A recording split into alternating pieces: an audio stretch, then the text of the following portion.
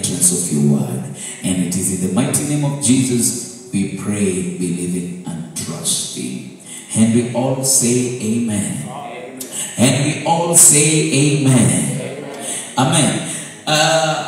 Today in this morning service, I want to deal with situations that are stubborn and malignant and hard and that have caused you a lot of pain. That is what we want to handle according to the word of the Lord. So after this service, I will be praying with anybody that is going through a very tough, hard, stubborn situation.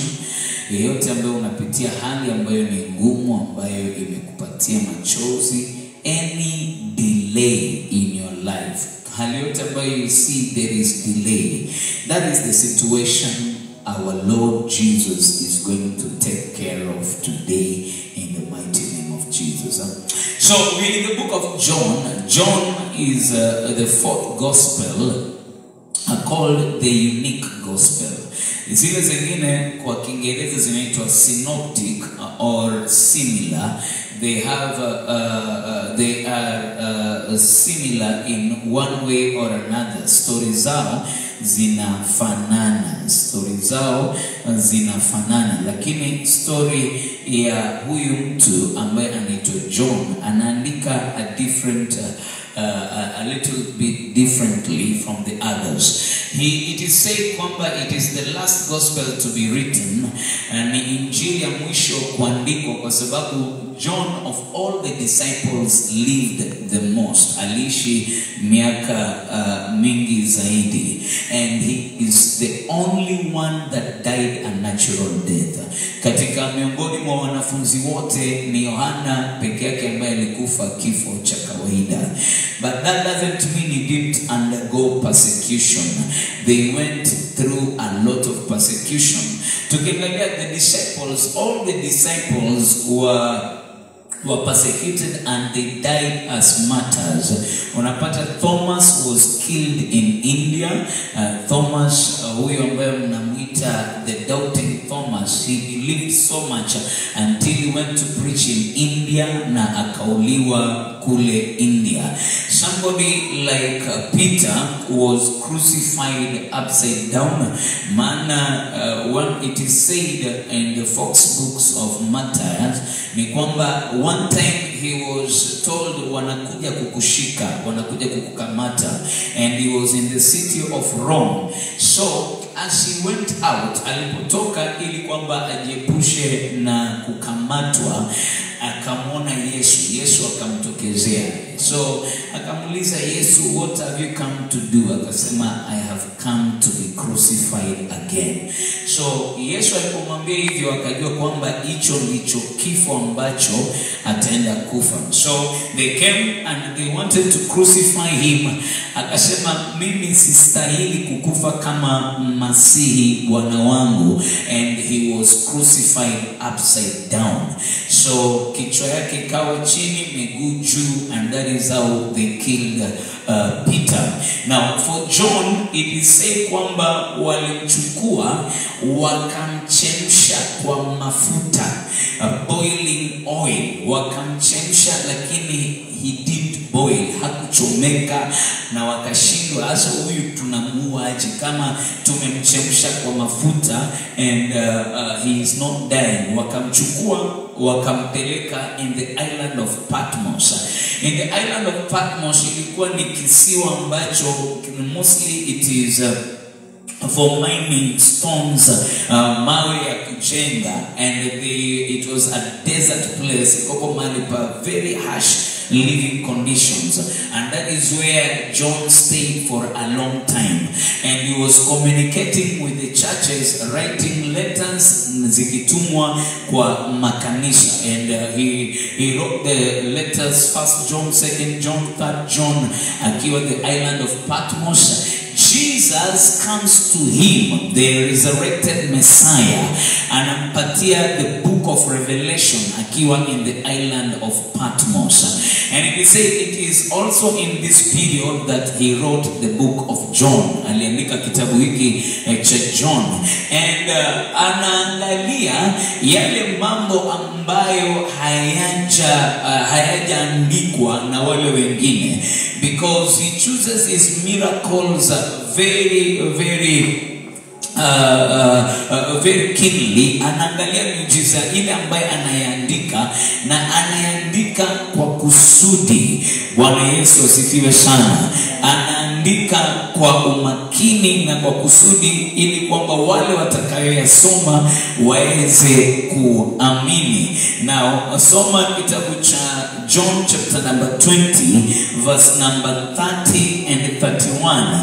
This is like the epilogue of the book. Yani anamalizia, anatamatisha na kuandika hivi. Anasema, and truly Jesus did many other signs in the presence of his disciples, which are not written in this book. Anasema Yesu alifanya ishara nyingi ambazo hazikuandikwa kwa kitabu hiki. 31, but these are written that you may believe. These are written that you might believe that Jesus is the Christ, the Son of God, and that believing you might have life through his name. So he writes with a direct purpose. He does not choose any miracle, but every miracle he chooses to write on. Anaandika ule muujiza ili kukushawishi ya kwamba Kristo ndio Masihi, na kwamba ukimwamini utapata uzima. Bwana Yesu asifiwe sana. So in chapter number 5 we find one other unique miracle ambayo Yesu anaifanya. And hii muujiza Yesu anamfanyia mtu ambaye he is the most unworthy and the least grateful of all.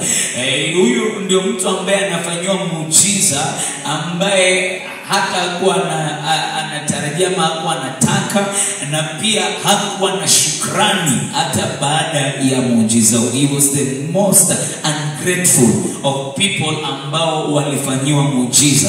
So we see the case of this man, ya kwamba yuko mahali pale Yesu anapokutana na yeye na anapomponya. The moment ambapo anaponywa, hata hataki kujua Yesu ni nani. In fact anaambiwa, jitweke godoro lako nenda nalo. If you read now from verse number 10 kuendelea mpaka verse number 18, na anapotembea anakutana na Mafarisayo na wakamuuliza. 20 verse 10 kwanza, nenda verse number 10. The Jews therefore said unto him that was cured, it is the Sabbath day, it is not lawful for you to carry your bed. Sio halali wewe kubeba kitanda chako. Sikiza vile aliyojibu, akamwambia yeye aliyeniponya ndo yeye aliniambia mimi usiniingilie mimi, ni yule ambaye aliniponya, yeye ndo mtafute, yeye ndo ako na shida, yeye ndo aliniambia nibebe kitanda changu. Aya, akaulizwa ni nani? 20 verse number 12. Then asked they him, what man is that which said unto thee, take up thy bed and walk? Verse number 13. And he that was healed wist not who it was. Ipatia New King James. Hii utachanganya watu na kizungu ya Shakespeare. Inasema, and he that was healed, New King James or another translation, hakujua. Imagine unaponywa miaka 38 umekuwa hautembei, na hata hauna shughuli ujue ni nani amekwambia ubebe godoro lako. Bwana Yesu asifiwe sana. Now the man who had been healed did not know who it was, for Jesus had slipped away and noticed, since there was a crowd in that place. So hakumjua wala hakutaka kumjua. Mimi ningemshikilia nikamwambia, umenifanyia muujiza kama huu, ningetembea na yeye, ningekaa na yeye, ngambia hata sikuachi. Lakini yeye amejitundika godoro akaenda.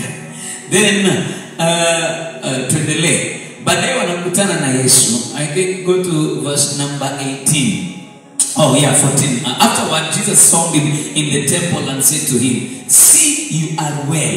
Stop sinning or something worse may happen to you."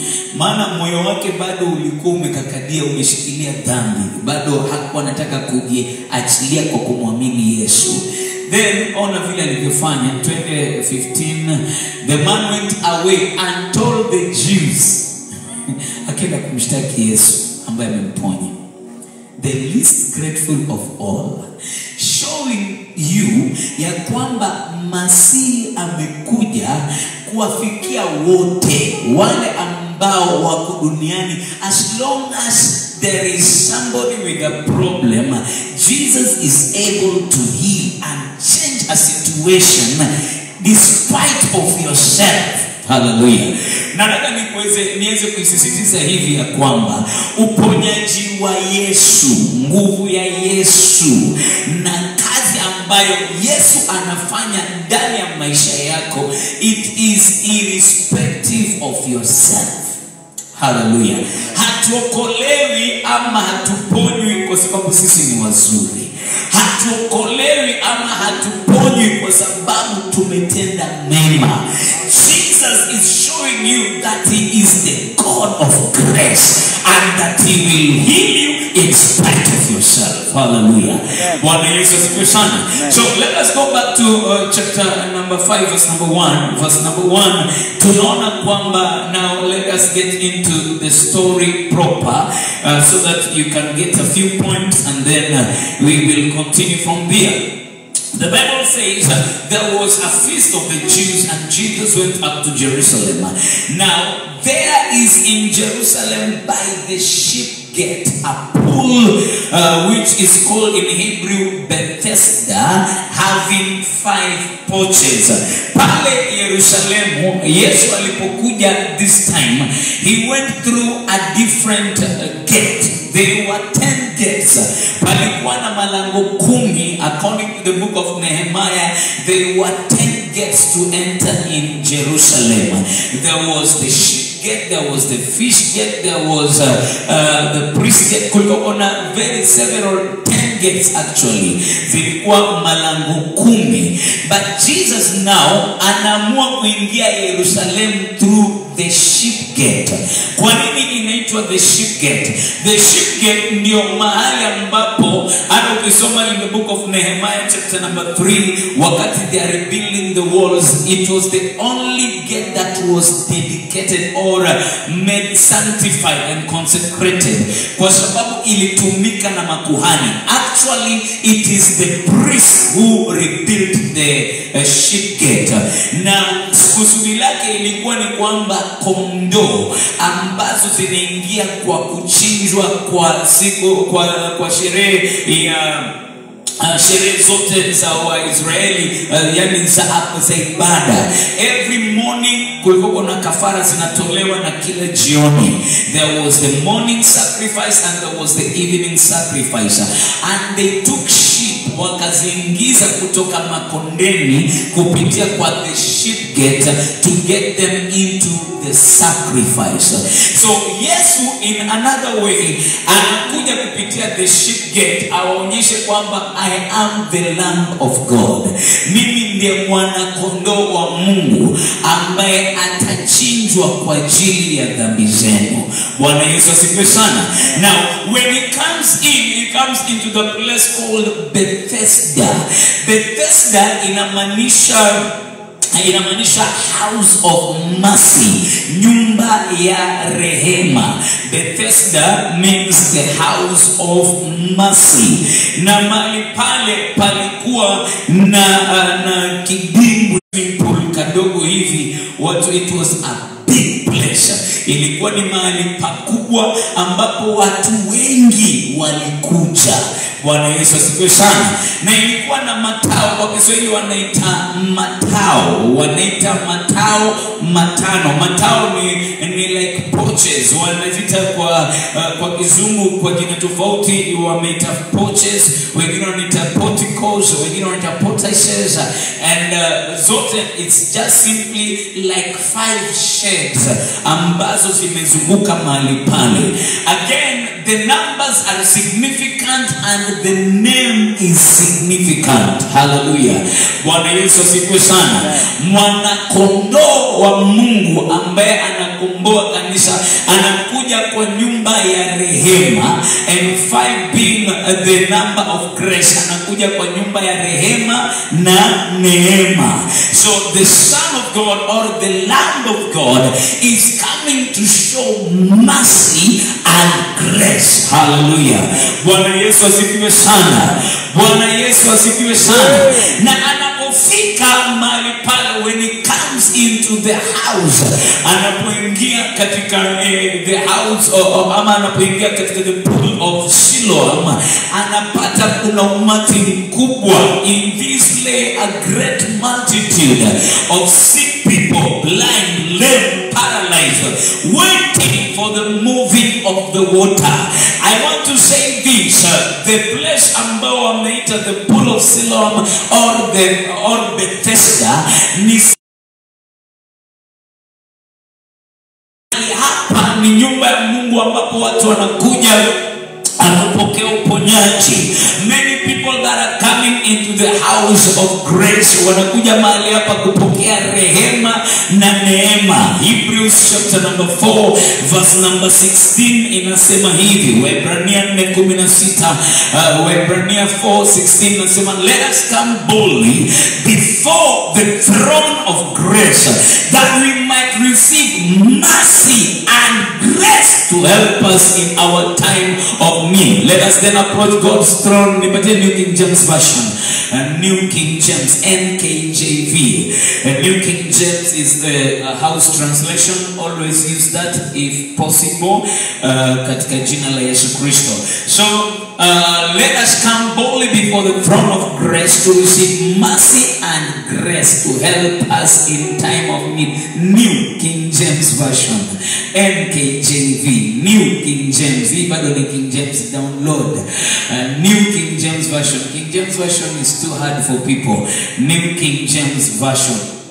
Okay, so I will read it from my own translation because it's New King James. The Bible says, come boldly before the throne of grace that you might receive mercy and grace. Now last Sunday ilikuwa, what happened? It was there. I saw it. Check it. Hebrews 4:16 says, let us therefore come boldly to the throne of grace that we may obtain mercy. Bethesda, nyumba ya rehema, and grace. Hallelujah. Today I declare in this house you will receive mercy and grace. Kuna mtu utapokea neema na rehema katika jina la Yesu Kristo. I know everybody coming into the house of grace, they come there with situations. And now let us continue with this King James Version. Narudi sasa kwa 5 verse number 3. Maandiko yanasema kwamba they are impotent folk laid. Mahali pale watu wasio na kujiweza, impotent. I want to deal with that situation. Kitabu cha John chapter 5 verse number 3, I believe, verse number 3. John 5 verse number 3. In this lay a great multitude of impotent folk. Now impotent means without power, without the ability to bring something into fruition. Yani pasipo na uwezo. In fact, the word impotent in normal English inatumika kwa mtu ambaye ni gumba, ambaye hawezi kupata watoto, ambaye ni tasa. But impotent itself, it means asiye na nguvu, mtu mdhaifu, mtu mnyonge, mtu ambaye hawezi. Na ninasema kwamba unaweza kuwa umekuja katika nyumba ya Bwana and you lack power. Today we declare the God of grace, the God of mercy will release power over your life in the mighty name of Jesus. Bwana Yesu asifiwe sana. The God of grace will release mercy and grace and you will receive power. Bwana Yesu asifiwe sana. Ambia jirani, you need power. You need power. You need power. You have walked in impotence for too long. Umetembea katika udhaifu na unyonge ya muda mrefu, kuna hali zimekukwamilia, zimekutesa, zimekufinyilia. Today we declare Jesus, the Lamb of God, is ready to come into the house to manifest something and transform your life in the mighty name of Jesus.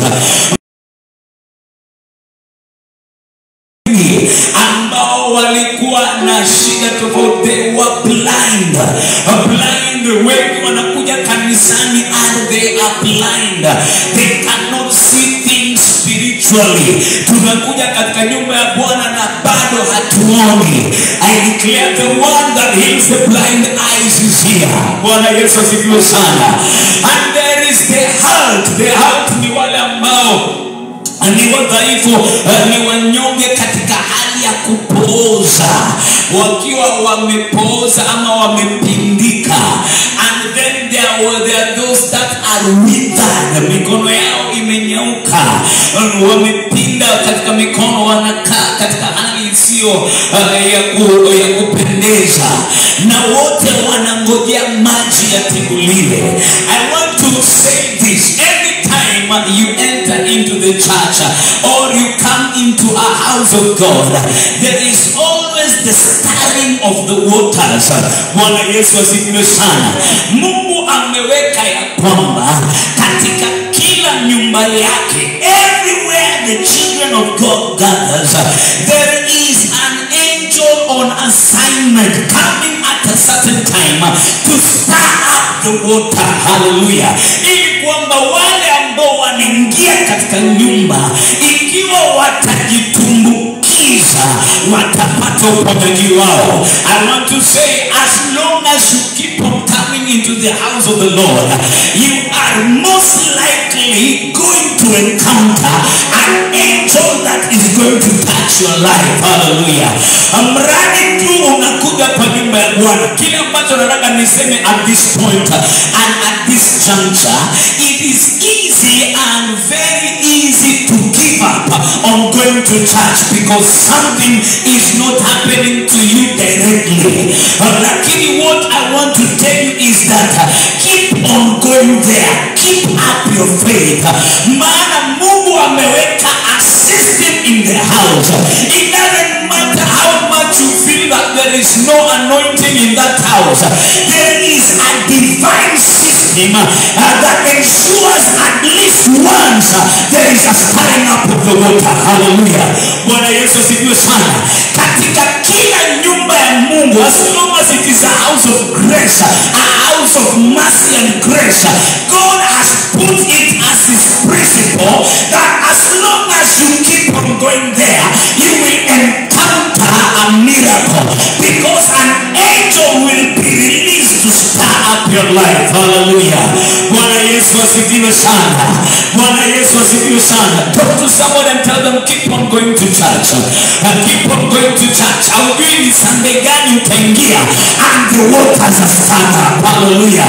Haujui ni Jumapili gani utakuwa umekuja kanisani, unasikia umechoka, umevunjika moyo, umekata tamaa, but that itakuwa ile Sunday ambapo maji yametibuliwa. Hallelujah.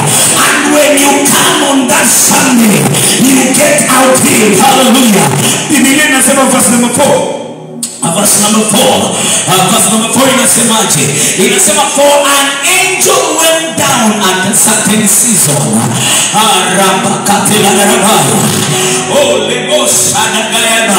Ninaomba ya kwamba Mungu ataweza kujidhihirisha kwako, ukafunguka macho, ukajua kwamba kuna msimu malaika wanatembea katika nyumba yake. And this is one of the seasons that God is moving by his angels. Hallelujah. Na Biblia inasema ya kwamba when he came in, he troubled the water. When you come in a service like that, unapata something is stand up in the spiritual realm. Ukiingia kwa kanisa wakati Mungu ametuma malaika wake, you will feel something is stand up. Na bidii yako ni kwamba uingie wa kwanza. Shida yako umejiamulia kwamba utakuwa late kama kila mwaka. Kuna mwingine atakutangulia aingie mbele yako. Ninaomba kwamba uamue kwamba I will come on time. kwamba maji yakitubiliwa, maji yakichemka, I want to be the first one kuingia katika yale maji. Wakati malaika amegusa maji and something is being stirred up in the church, when God is beginning something new, wakati Mungu anabadilisha hali, I want to be the first to encounter something. Hallelujah. Bwana Yesu asifiwe sana. Kuna baraka imewekewa wale watu ambao ni daring. Kuna baraka ambayo imewekewa wale watu ambao they are pioneering. Kuna baraka ambayo imewekewa mtu ambaye anajitolea ya kwamba I don't want to miss. Today I want to miss something. Ninaomba leo kainue shauku yako tu mbele za Bwana, so that when God is doing something, ukaweza kukutana na kile kitu Bwana ameamua kufanya katika jina la Yesu Kristo. Bwana Yesu asifiwe sana. Hallelujah. For an angel went down at a certain season. You may not know the season. So hawezi jichagulia kwamba mimi sitakuwa naenda kanisani January, sitakuwa naenda kanisani December, sitakuwa naenda kanisani August. Hawezi jichagulia, because you don't know the season. The seasons and times are in the Father's hands. Majira na misimu iko katika mikono ya Baba. Wewe juhudi lako na bidii yako ni kukucha. Ambia jirani yako usiache kuenda. Continue going into the house of the Lord, because you don't know which is the day, what is the season. Hallelujah. Verse number 5. And the Bible says, yet in spite of these, there was a certain man. Now he is called a certain man. Ingawa maandiko imerudi kumrefer severally in chapter number 5, he has not been given a name, ili kwamba hata wewe unaweza jeka jina yako. If your situation is like this, wacha nikuelezee vile ambavyo situation yako inaweza kuwa kama ya huyu mtu. Biblia inasema a certain man was there which had an infirmity 38 years. Huyu mtu alikuwa mahali pale, alikuwa na mnyonge 38 years, meaning 38 years he had been faithfully going to the house of mercy.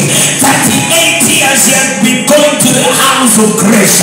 Miaka 38, he never missed a service. He always saw it. In fact, he could see the stirring of the water, but there was a problem. Hao ndio watu leo Yesu amekuja kushughulikia. Kuna watu ambao wamekaa katika nyumba ya Bwana, wanaona wengine wakipona, wanaona maji yakitubiliwa, wengine wanaingia na bado hawajapata nafasi ya kuingia.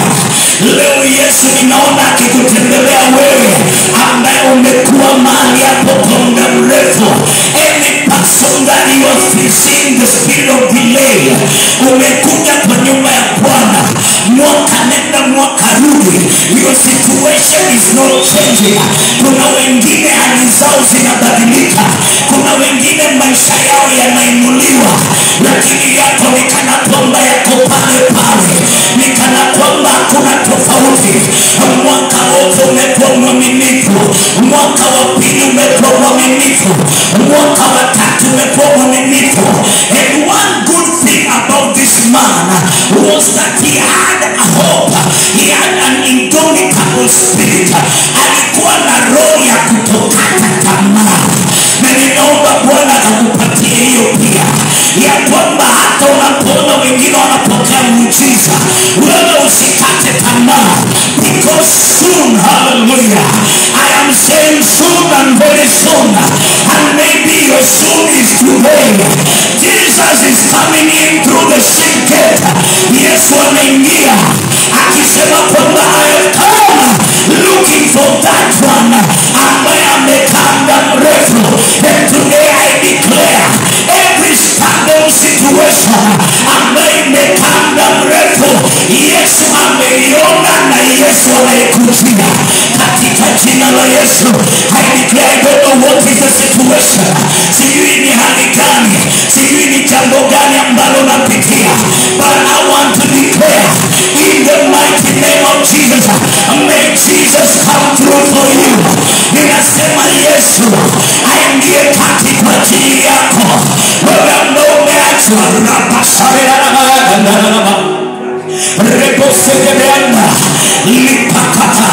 Wala ambao umengoja muda mrefu, wala ambao umekuwa mahali hapa, you've been coming to church.